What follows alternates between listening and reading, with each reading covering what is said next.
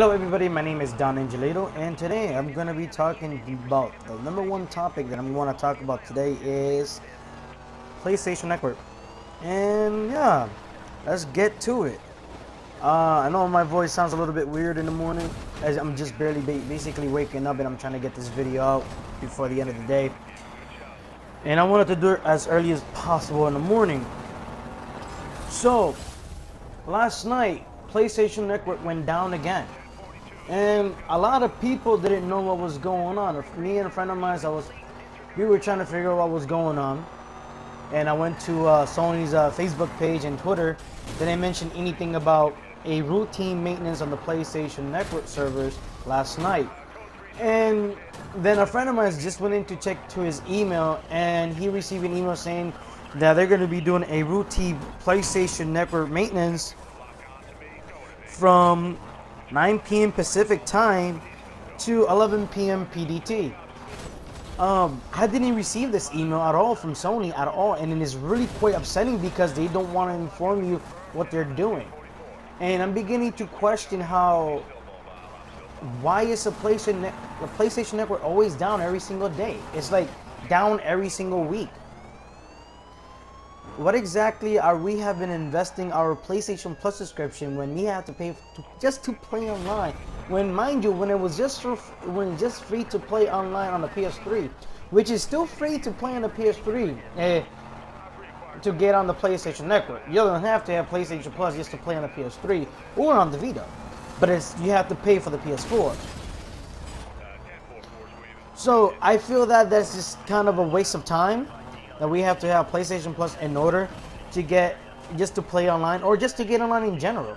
If you're paying money just to get onto the servers, how come they're not investing more money into the servers? Or what is going on with the engineers? Are the engineers not? Do they know what they're doing? Are they not well prepared for the massive load of traffic that is going to be coming into the PlayStation servers? Because Sony should have seen. Sony in general should have just saw this coming, especially when the launch of the PlayStation 4 last year of November 15th.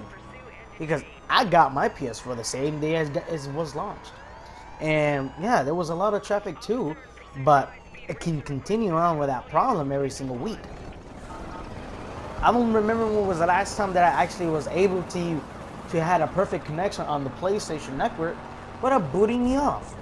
And another problem is that when I'm playing the game and when I'm trying to buy a certain DLC or something or another additional game while I'm playing my game, the PlayStation Store doesn't even load. I have to force my PlayStation 4 to restart the whole system just so I can get onto the PlayStation Store and reconnect to the PlayStation Network. It just randomly kicks me out without me notifying me when I'm on the PlayStation 4, and the PlayStation Store doesn't even work half the time. If it doesn't work, either I have two options. I have to restart my system, or I have to go to my network settings and test my internet connection just so I can try to get reconnected to the PlayStation Network. And it's really quite sad because we have been investing money with the PlayStation servers especially for the PS4s, just so we can get on to play online. But when it comes to, communicating with your consumers, where's the public relation? I thought you guys said that the PlayStation 4 was dedicated to the gamers and for the gamers. It doesn't seem like it's dedicated towards us. It just seems like you're going towards more of the hungry power, just like every corporate company. Now, I'm not saying that you guys are greedy. I understand that you guys also have been having some debt as well, because apparently you guys had to get rid of a few of your products just to save your own company. But that doesn't give an excuse to actually invest the money that we have been spending on to buy these consoles. We bought a PlayStation Vita, I believe 2 years before the PlayStation 4 was even announced. And look at the Vita right now. It's not even selling all that great because you're not even doing any promotion for it. You guys are not even advertising the Vita. You guys are not even working with publishers or developers to make good quality games for the PlayStation Vita, and you just basically left it out. You basically just made the PlayStation Vita an accessory to the PlayStation 4, and I hate that. I hate the fact that my PlayStation Vita is connecting dust, and the only way that I use it is when I play remote play on my PS4 with it. And another problem that hasn't started up with the new update 2.0, people's PS4s has been freezing when you put it on standby mode. So that way, if you have any games downloading in the background, you have to let it be on while the game is actually downloading. You can't put it on standby without risking your PS4 to actually freeze. And Sony, for some reason, thank God that they realized that they had made it a mistake with this feature on the PS4. It worked fine before the update. I don't understand what did they do to it that it was causing not to freeze. It was working perfectly fine. Now, when I try to make a live stream for Twitch, whenever I log in, whenever I get on it to do a live stream, I have to constantly log in. And it gets really annoying because it keeps saying, your information has been saved. That's great. The first time it says, okay, great, you have saved it. But if you're going to do another live stream, you have to re-log in again. Another problem that's been happening. And also that's been happening as well with the Live with PlayStation app, as well for the PlayStation Vita. It's also having the same issue. Unless if I only can be logging at one system at a time, because they don't even make that sense. But what about problems with the PlayStation Store in general, that it doesn't even load up? What about the missing DLC that it shows that you have not been purchased? I had to contact Sony customer support because apparently my DLCs went missing from my PlayStation 4's library, and most of my games went missing as well. Assassin's Creed 4 Black Flag Gold Edition went missing off of my PlayStation 4's library, as well with Call of Duty Ghost. Even though I really don't care much about Ghost, but it's the games that I have purchased that I spent and invested my money on the console that I'm playing on, but yet my content that I'm spending my money on is missing. When I contact them, they told me, oh, I have to restore the licenses in order for it to be reactivated. Why? If I already downloaded it and it's fully installed, shouldn't that automatically be activated regardless if I already have it downloaded? I think I think there's some tweaks they still have to, but they have to take full responsibility from their own actions.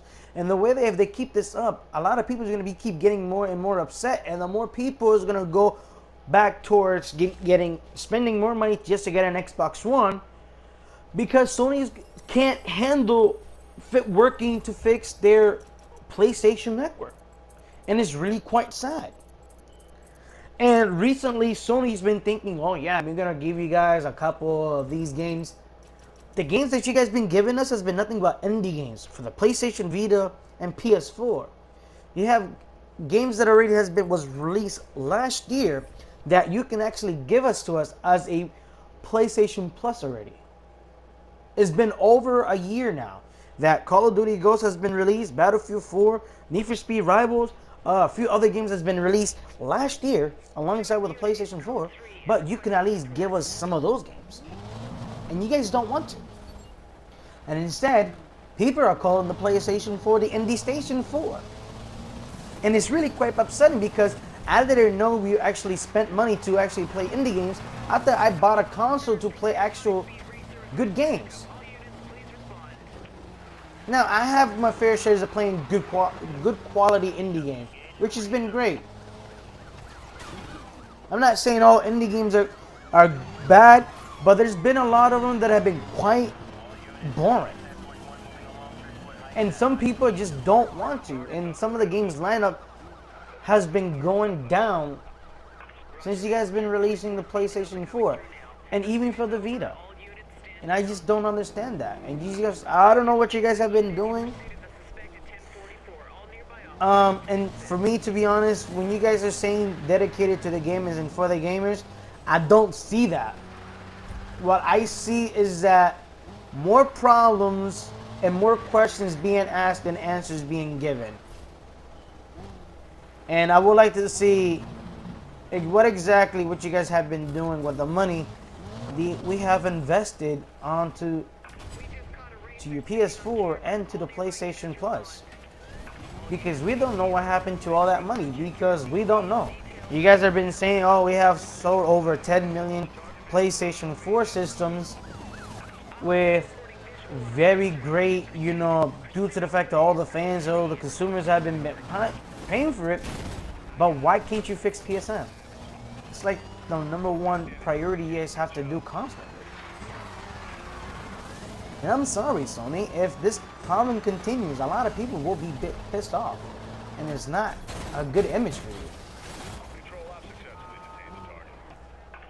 Okay, I think this video has been long enough, so this is my rant about the PlayStation Network, and this is how I've been feeling. So, I'll see you guys on the next video, and have a safe day today. Today's Halloween, so happy Halloween to those of you in North America. See you guys.